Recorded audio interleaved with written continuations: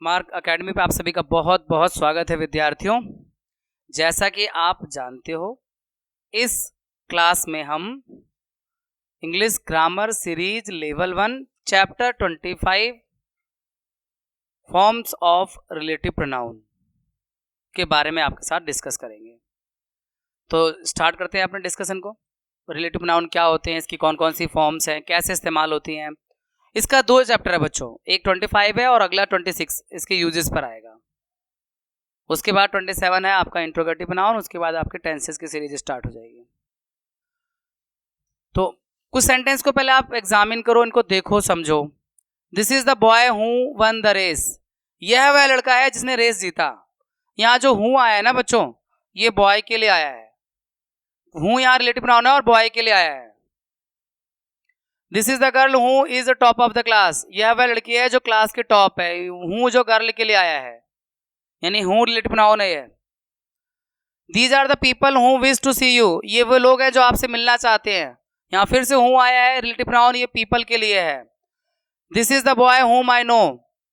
यह वह लड़का है जिसे मैं जानता हूँ। यहाँ हुम आया है बॉय के लिए, जिसे मैं जानता हूँ, I know. This is the girl हुम दे सॉ। यह वह लड़की है जिसे उन्होंने देखा। तो यहाँ हुम भी रिलेटिव प्रोनाउन है। तो जो ये आपके रिलेटिव प्रोनाउन हूँ या हुम है, ये पर्सन के लिए इस्तेमाल होता है।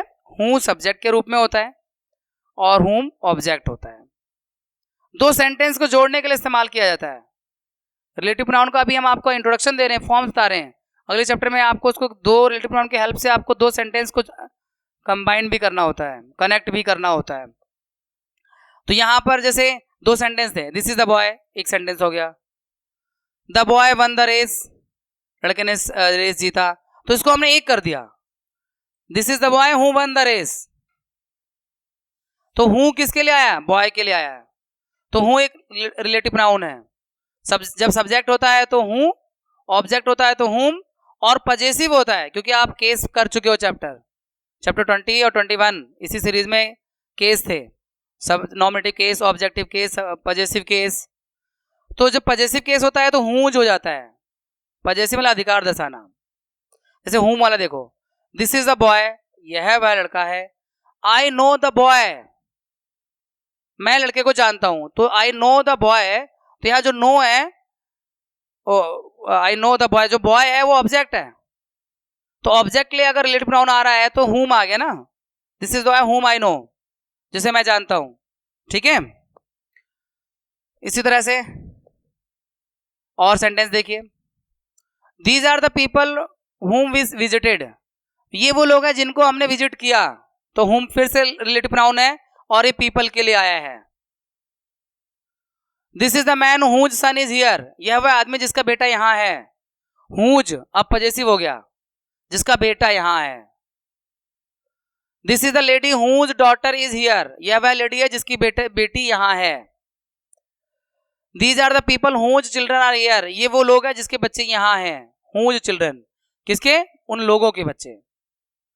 तो यहां जो रिलेटिव प्रोनाउन है, इसका सब्जेक्टिव केस जो है वो हूं है, ऑब्जेक्टिव केस हुम है, और पजेसिव केस हुज है। ठीक है। पजेसिव केस जिसके बच्चे, यानी possessive case whose children are here. तो ये आपका पहला रिलेटिव प्रोनाउन आपने पढ़ा, हूं, हुम और हुज। नॉमिनेटिव में हूं, ऑब्जेक्टिव में हुम और पजेसिव में हुज। और नॉमिनेटिव, ऑब्जेक्टिव, पजेसिव क्या होता है, इसे हम प्रीवियस चैप्टर में पढ़ चुके हैं। अब हूं के बारे में हो गया। ये हूं हो गया आपके रिलेटिव प्रोनाउन, हूं, हुम और हुज। हूं सब्जेक्ट, हुम ऑब्जेक्ट और हुज पजेसिव। पजेसिव मतलब अधिकार दर्शाना, उनके बच्चे, हुज चिल्ड्रन। अब दूसरा रिलेटिव प्रोनाउन हम पढ़ेंगे यहाँ पे विच। इसमें हमें 4 रिलेटिव प्रोनाउन पढ़ेंगे, हु, विच, दैट और व्हाट। इन चारों रिलेटिव प्रोनाउन के बारे में हम इस चैप्टर में पढ़ेंगे और इनके यूजेस के बारे में अगले चैप्टर में पढ़ेंगे। यानी 2 पार्ट में चैप्टर पूरा हो रहा है, ये टॉपिक 2 चैप्टर में पूरा हो रहा है। The tree which fell has been remove. पेड़ जो गिरा उसे रिमूव कर दिया गया है। तो यहाँ पे जो विच आया है ना, ट्री के लिए आया है। देखो, द ट्री फेल एक सेंटेंस हो सकता है, ट्री हैज बीन रिमूव्ड दूसरा सेंटेंस हो सकता है, तो दोनों को ऐड करके बना दिया एक, the tree which fell has been removed. तो यहाँ विच है रिलेटिव प्रोनाउन जो ट्री के लिए आया है, the trees which fell have been remove. अब ट्रीज ज्यादा ट्री है तब भी विच ही रहेगा, विच फेल यानी पेड़ जो गिरे हैव बीन रिमूव उनको हटा दिया गया रास्ते से। That is the book which I lost, यह वह बुक है विच आई लॉस्ट जो मैंने खो दी, तो यहाँ विच है जो बुक के लिए आया है। Those are the books which I lost, यहाँ विच है जो बुक्स के लिए है। तो यहाँ जो विच है बच्चों रिलेटिव प्रोनाउन, ये सब्जेक्ट के रूप में भी विच ही रहता है, ऑब्जेक्ट के रूप में विच रहता है, और इसका पॉजिटिव केस वैसे होता नहीं है, कहीं कहीं पे हूज या ऑफ विच इस्तेमाल कर लेते हैं, ऑफ विच या हूज समटाइम्स यूज कर लेते हैं। पर जैसे आपने हूं का देखा था, सब्जेक्ट के रूप में हूं था, ऑब्जेक्ट में आया तो हूम हो गया। देखो ये मैं जो इंग्लिश ग्रामर सीरीज चला रहा हूं, आप इसको अगर कहीं बीच में से आप चैप्टर अटेंड करोगे तो आपके लिए समझना थोड़ा सा मुश्किल होगा, और अगर लाइन से सारे चैप्टर आप करते हुए आ रहे हो, सीरीज के सभी चैप्टर 52 चैप्टर्स की ये सीरीज है, तो आपकी English grammar, basic English grammar बहुत अच्छी हो जाएगी, बशर्ते आप सारे चैप्टर करें अच्छे से। देखिए अगला, in sentence 1 and 2 the relative pronoun which is the nominative case in the sentence 3, और वही बताया कि पहले और दूसरे में तो ये नॉमिनेटिव केस है, और तीसरे और चौथे में विच जो है वो ऑब्जेक्टिव केस है। कैसे मैं बताता हूं, दैट इज द बुक, वह बुक है, आई लॉस्ट द बुक, मैंने बुक खो दी, तो बुक के लिए आ रहा है, बुक तो ऑब्जेक्टिव केस में है तो उसकी जगह विच आया है, तो विच भी ऑब्जेक्टिव केस माना जाएगा, तो मीनिंग के हिसाब से बदलता है, क्योंकि विच का फॉर्म तो एक ही रहता है चाहे सब्जेक्टिव हो या ऑब्जेक्टिव हो, तो वो मीनिंग देखना पड़ेगा, दोनों सेंटेंस अलग अलग करके देखने पड़ेंगे, अच्छी प्रैक्टिस से ही आपको ये पक्के होंगे।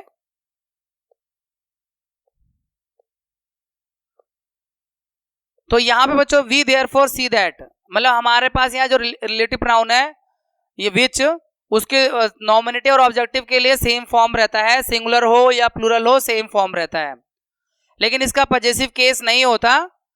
कभी कभी हम पॉजिटिव ऑफ विच की जगह पर हम हूज इस्तेमाल कर लेते हैं, जैसे एग्जांपल देखो, अ ट्राइंगल हूज 3 साइड, अब ट्राइंगल जिसकी 3 side are equal is called an equal triangle, तो ट्राइंगल जिसकी 3 साइड इक्वल होती है उसे इक्वल ट्राइंगल कहते हैं। तो यहाँ पे नॉन लिविंग थिंग है ना, देखो हूं जो था पर्सन के लिए आता है, एनिमल्स के लिए आता है, विच एनिमल पर्सन ये ज्यादातर नॉन लिविंग थिंग के लिए आता है, एनिमल के लिए आ सकता है, पर्सन के लिए नहीं, और नॉन लिविंग थिंग्स के लिए मतलब थिंग्स के लिए, वो हम आगे यूजेस में देखेंगे अगले चैप्टर में। अभी तो सिर्फ आपको ये चैप्टर इंट्रो दे रहा है रिलेटिव प्रोनाउन का, कि रिलेटिव प्रोनाउन जैसी भी कोई चीज है जो आपको समझनी है और पढ़नी है, और विच जो है रिलेटिव प्रोनाउन में सब्जेक्ट में वही रहता है, ऑब्जेक्ट में वही रहता है, और पॉजिटिव केस इसका होता नहीं है, लेकिन कहीं कहीं पर उसकी जगह हूज लगा देते हैं, क्योंकि देखो हूज तो पर्सन के लिए इस्तेमाल होता है, वैसे भी चैप्टर आया नहीं है, मैंने भी आपको पढ़ाया नहीं है, वो अगला चैप्टर 27 है, सॉरी 26 है, बट हूज ये जो आया है वो ट्राइंगल के लिए है, जिसकी 3 साइड इक्वल होती है उसे इक्वल ट्राइंगल कहते हैं, तो ये पॉजिटिव केस है। अब तीसरा रिलेटिव प्रोनाउन दैट, यहाँ दैट जो है दैट ऑल राउंडर है, ये सबके लिए इस्तेमाल होता है, देखो हूं तो पर्सन के लिए इस्तेमाल होता है ना, और विच थिंग्स के लिए इस्तेमाल होता है और एनिमल के लिए भी इस्तेमाल हो जाता है, मोस्टली थिंग के लिए इस्तेमाल होता है, लेकिन दैट जो है पर्सन के लिए भी इस्तेमाल होता है, थिंग्स के लिए भी इस्तेमाल होता है, एनिमल्स के लिए भी इस्तेमाल होता है। जैसे ही that is contented is rich, जो संतुष्ट है वही अमीर है।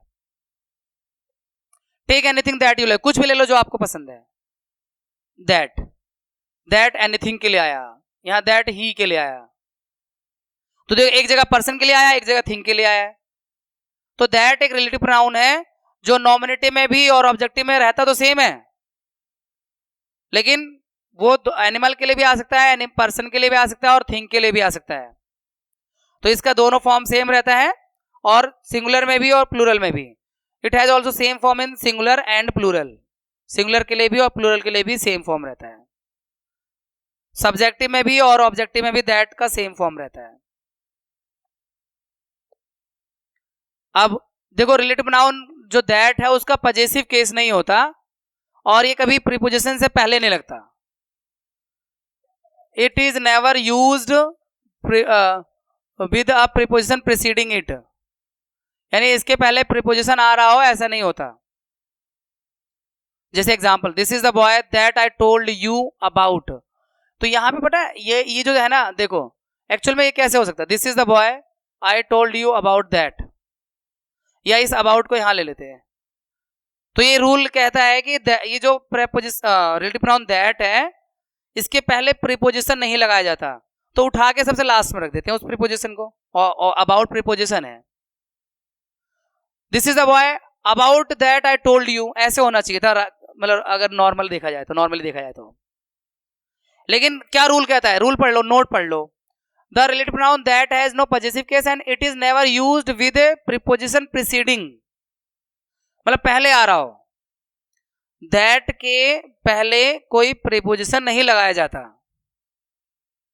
दूसरा sentence, I know the house that he lives in, तो इन को दैट से पहले लगाना चाहिए था वैसे कायदे में देखा जाए तो।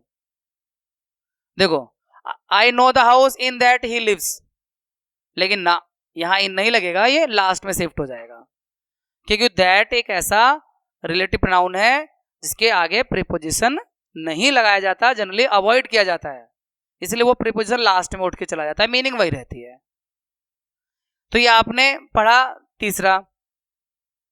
तो कौन कौन से हूं, विच, दैट, और लास्ट है ये वॉट। वॉट भी रिलेटिव प्रोनाउन की तरह इस्तेमाल होता है, लेकिन इसकी ये है कि इसमें जो है ये केवल थिंग के लिए इस्तेमाल होता है, वो भी सिंगुलर। वॉट आता है सिंगुलर थिंग्स के लिए। तो ये आपका जैसे what has happened is not clear, जो हुआ है ये स्पष्ट नहीं है कि क्या हुआ है। I know what you mean, what you want, I know what you want, मैं जानता हूं आप जो चाहते हो, अब जो क्या है ये नहीं पता सेंटेंस में। तो यहां एक चीज और है जो हमें बताना है तीनों के लिए, चारों के लिए, एंटीसीडेंट क्या होता है। एंटीसीडेंट क्या होता है मैं आपको बताता हूं, एंटीसीडेंट क्या होता है। एंटीसीडेंट, एंटीसीडेंट क्या होता है।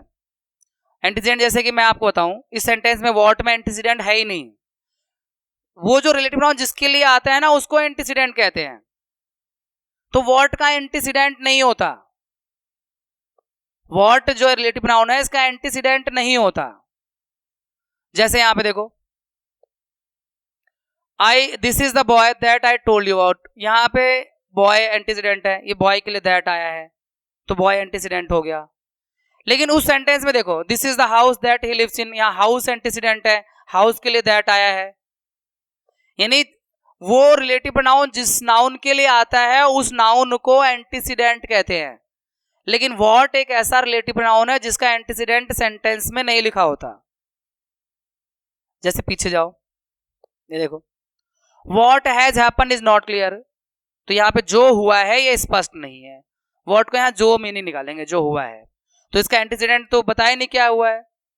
जैसे I know what you want, मुझे पता है आप क्या चाहते हैं या आप जो चाहते हैं, तो यह वॉट का एंटीसीडेंट में नहीं है कि वो क्या चाहता है। आम चाहता है, मैंगो चाहता है, बनाना चाहता है, क्या चाहता है, ये तो क्लियर नहीं है ना सेंटेंस में। तो वॉट एक ऐसा रिलेटिव प्रोनाउन है जिसका एंटीसीडेंट एक्सप्रेस्ड नहीं होता। ठीक है, अब एक चीज और अच्छे समझ लो, आप अपनी जिंदगी में कैसा बनना चाहते हैं, आपसे एक सिंपल सा सवाल है, मैं एग्जाम्पल से आपसे बात करूंगा। एक गन्ना जो रसीला है जिसमें जूस है, एक शुगर कैन, गन्ने को शुगर कैन कहते हैं, जो सूखा हुआ है जिसमें रस नहीं है, कौन सा गन्ना आप पसंद करते हैं। निश्चित से आप कहोगे सर जो रसीला, जूसी।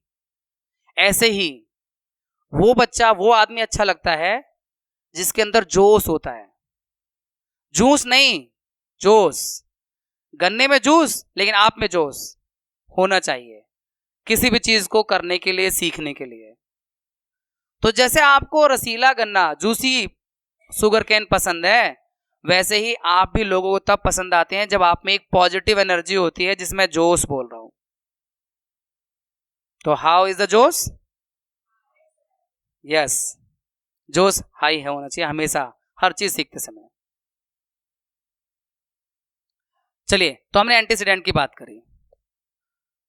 इस तरह से आपका ये चैप्टर इंट्रोडक्शन है एक तरह से, रिलेटिव नाउन का। पिक्चर अभी बाकी है मेरे दोस्त, मिलेंगे अगले चैप्टर में एंड रिलेटिव नाउन को लेकर।